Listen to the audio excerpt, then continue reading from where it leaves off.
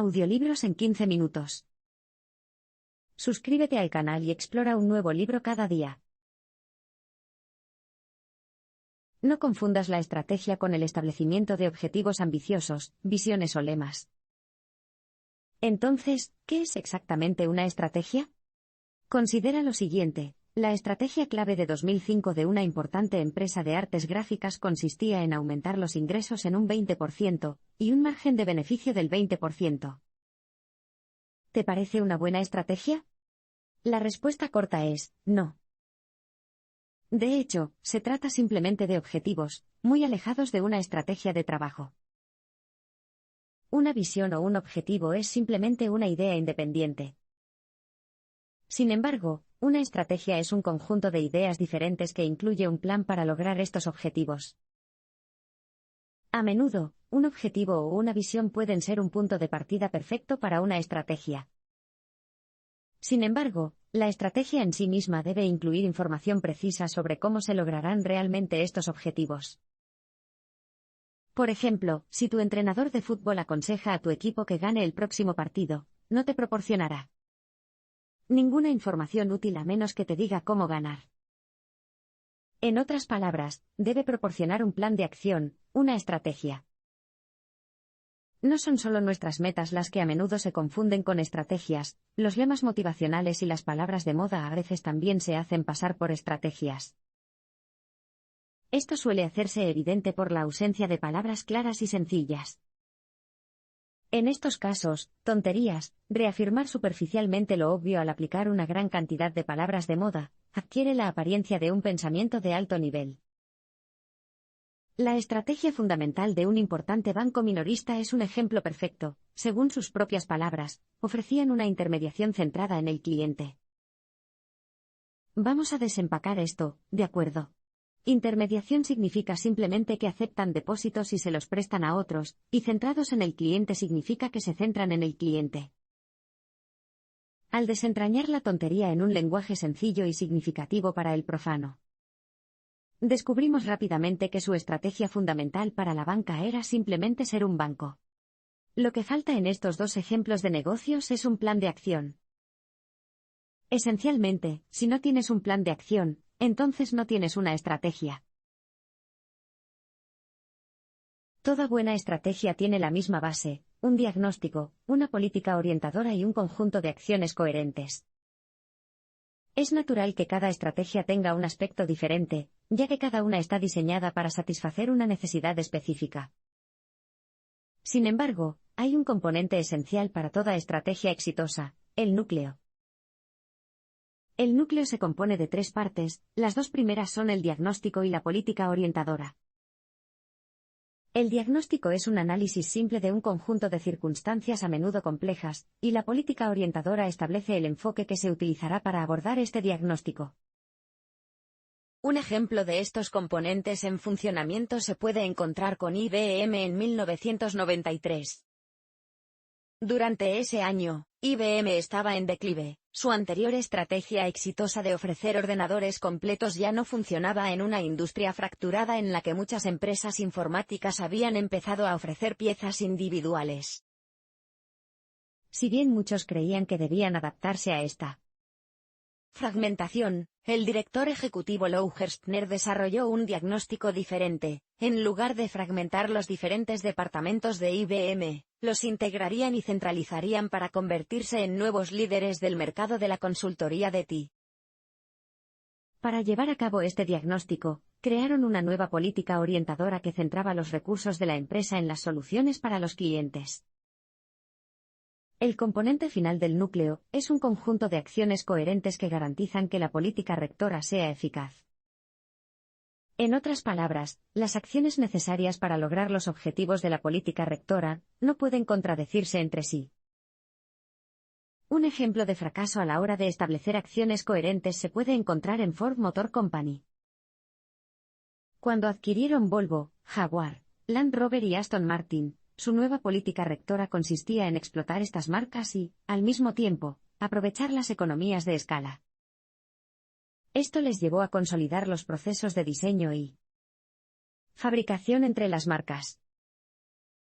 Sin embargo, Este enfoque carecía de coherencia, ya que el valor de estas marcas residía en sus cualidades únicas. Los compradores de Volvo no quieren una versión más segura de un Jaguar, del mismo modo que los compradores de Jaguar no quieren una versión más deportiva de un Volvo, y la estrategia de Ford se vio afectada por ello. Una buena estrategia exige que tomes la decisión de avanzar en una dirección específica. A la mayoría de las personas no les gusta elegir entre dos cosas, prefieren tener ambas. Desafortunadamente, esto rara vez es posible. Cuando se elabora una estrategia, la elección de una cosa en lugar de otra es simplemente inevitable. Una buena estrategia exige que priorices lo que es más importante y concentres tus recursos allí. Tratar de tenerlo todo te hará tener dificultades. Por ejemplo, en 1988, el fabricante de ordenadores Digital Equipment Corporation, DEC, tenía dificultades para competir con un nuevo tipo de PC. Los ejecutivos no podían decidir cómo debían responder a esta nueva situación, tenían que decidir entre centrarse en crear sistemas listos para usar, soluciones para los clientes o la nueva tecnología de microchips. Se les dijo que encontraran un compromiso, pero simplemente no pudieron y terminaron sin elegir una sola dirección ni actuar en consecuencia. Finalmente, en 1992, su nuevo director ejecutivo decidió que se centrarían en los chips, pero ya era demasiado poco y demasiado tarde. Para entonces, habían perdido el rumbo y habían sido superados por la competencia, y finalmente fueron comprados por una empresa rival.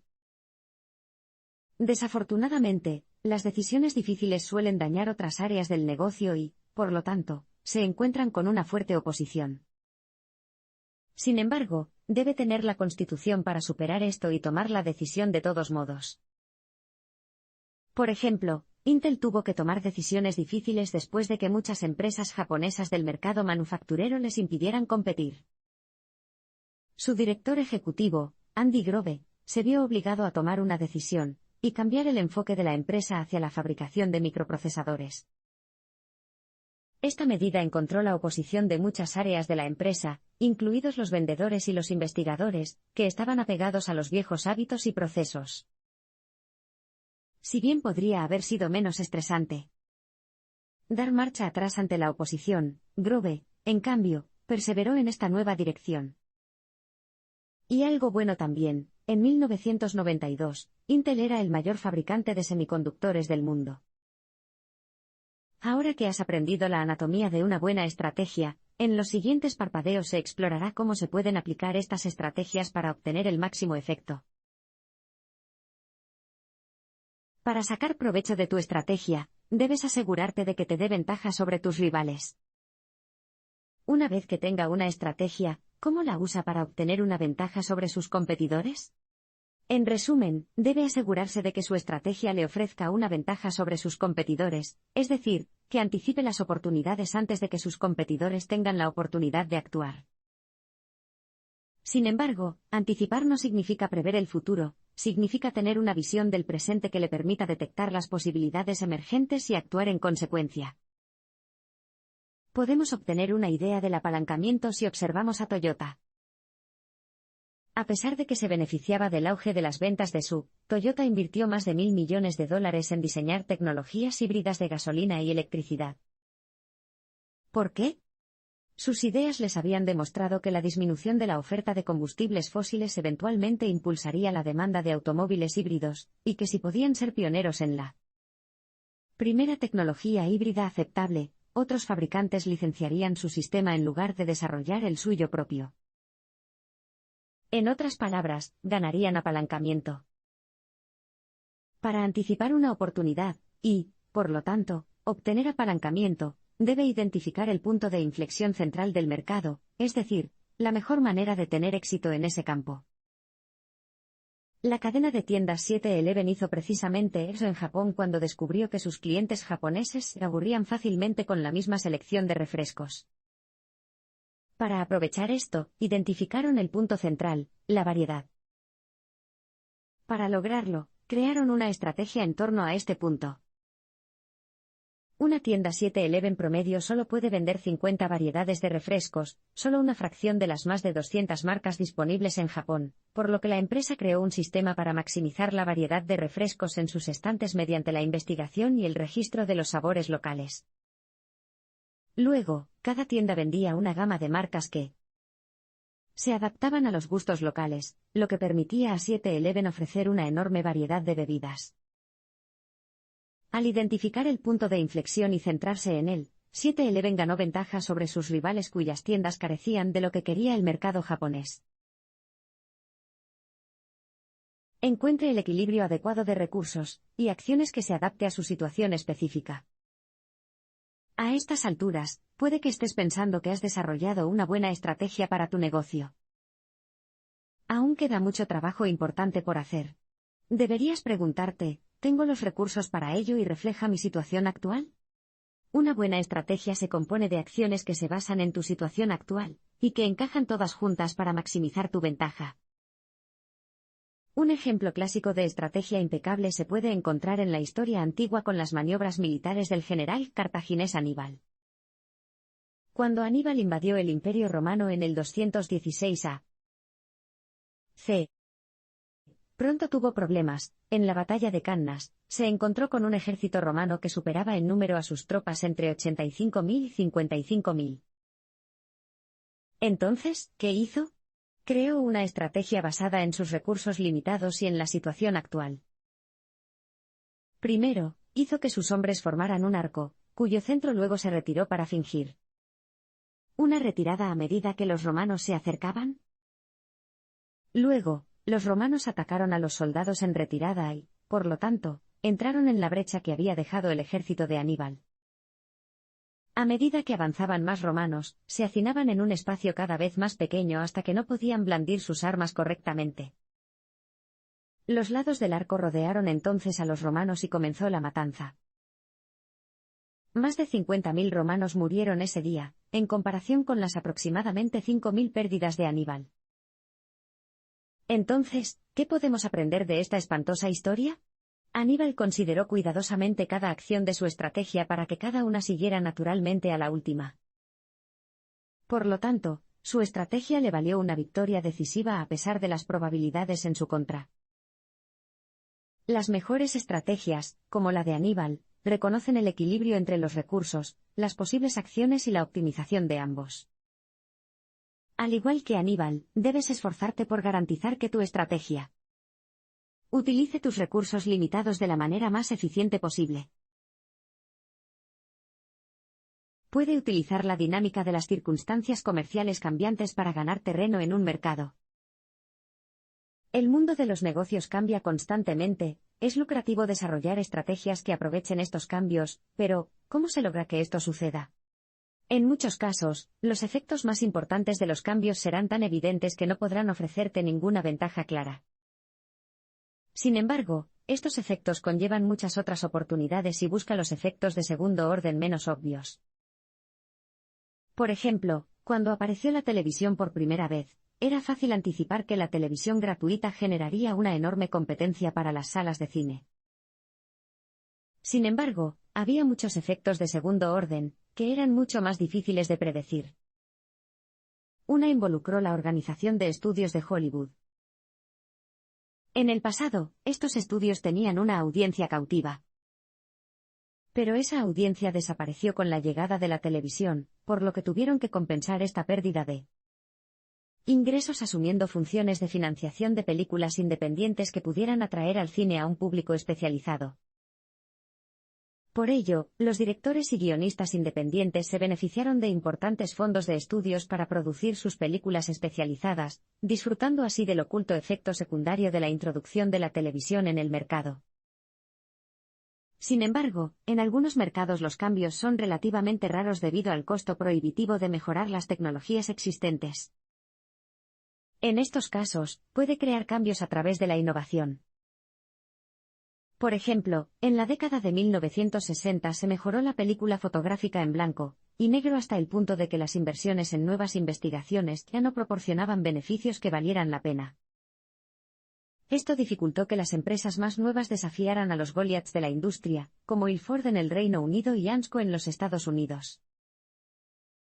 Sin embargo, algunas empresas más pequeñas, como Kodak y Fuji, pusieron a prueba la cuota de mercado de estos gigantes al desarrollar películas en color, donde las oportunidades eran mucho más abundantes. Al desarrollar aún más esta nueva tecnología y hacerla más eficaz, estas empresas promovieron un cambio en el mercado y lograron llegar a la cima.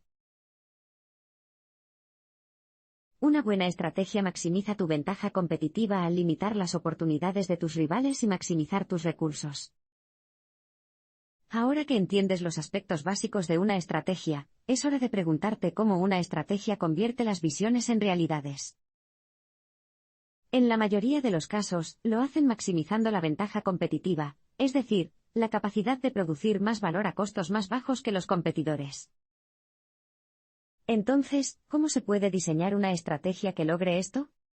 Una forma es utilizar mecanismos de aislamiento, que le brindan una ventaja competitiva en un área al limitar las oportunidades de sus competidores. Por ejemplo, el iPhone de Apple está protegido por muchos mecanismos de aislamiento que funcionan en conjunto: la marca, la reputación de la empresa y, luego, el servicio complementario de iTunes con su enorme base de datos multimedia. Estos factores dificultan que los competidores creen productos rivales, no solo compiten con ese producto, sino también con su comercialización, su sistema operativo integral y su imagen. Apple ha acaparado su mercado de manera tan efectiva que la única oportunidad para que entre un competidor sería vender un producto comparable a un precio más bajo, lo que no es poca cosa. Otra forma de lograr una ventaja competitiva es crear una mayor demanda de cualquiera de los recursos que tiene a su disposición. Un ejemplo de ello son los métodos de comercialización de la empresa de zumos de granada Pond Wonderful. Si bien las granadas eran originalmente solo un cultivo menor en sus huertos, los propietarios se dieron cuenta de que ganaban más dinero por acre con las granadas que con otros cultivos. A continuación, invirtieron en investigaciones para descubrir los beneficios de las granadas para la salud hasta ahora desconocidos, y compraron 6,000 acres para el cultivo de granadas, lo que multiplicó por 6 la capacidad de producción de granadas en los Estados Unidos. Luego comenzaron a vender su jugo de granada como bebida de fruta fresca, haciendo hincapié en sus muchos beneficios para la salud. Y como ahora eran los mayores productores de granadas, podían cosechar todos los frutos de la gran demanda que habían creado, sin tener que compartirla con otros fabricantes o competidores. Ahora que has aprendido a implementar tus estrategias con éxito, los siguientes parpadeos te revelarán cómo convertirte en un gran estratega. Enfoca la estrategia como si fuera una ciencia, formula una hipótesis estratégica para probarla, y luego refina tus ideas. Ahora conoces los componentes de una buena estrategia, y cómo se pueden utilizar y se han utilizado en escenarios de la vida real, pero, ¿cómo puedes convertirte en un estratega eficaz? Primero debes empezar a formular hipótesis estratégicas, es decir, estimaciones fundamentadas de cómo funciona, o podría funcionar una situación determinada, que te ayudarán a contemplar tu estrategia. Como ejemplo, consideremos esta hipótesis, desarrollada por Howard Schultz tras una visita a Italia en 1983, la experiencia del espresso italiano podría recrearse en Estados Unidos si el público la aceptaría. Schultz quedó impresionado por la elegancia y el estilo de las cafeterías italianas, donde se servía café caro en un ambiente social relajado, y le llamó la atención el contraste con la cultura del café en Estados Unidos, donde el mercado masivo estaba compuesto por café barato e insípido.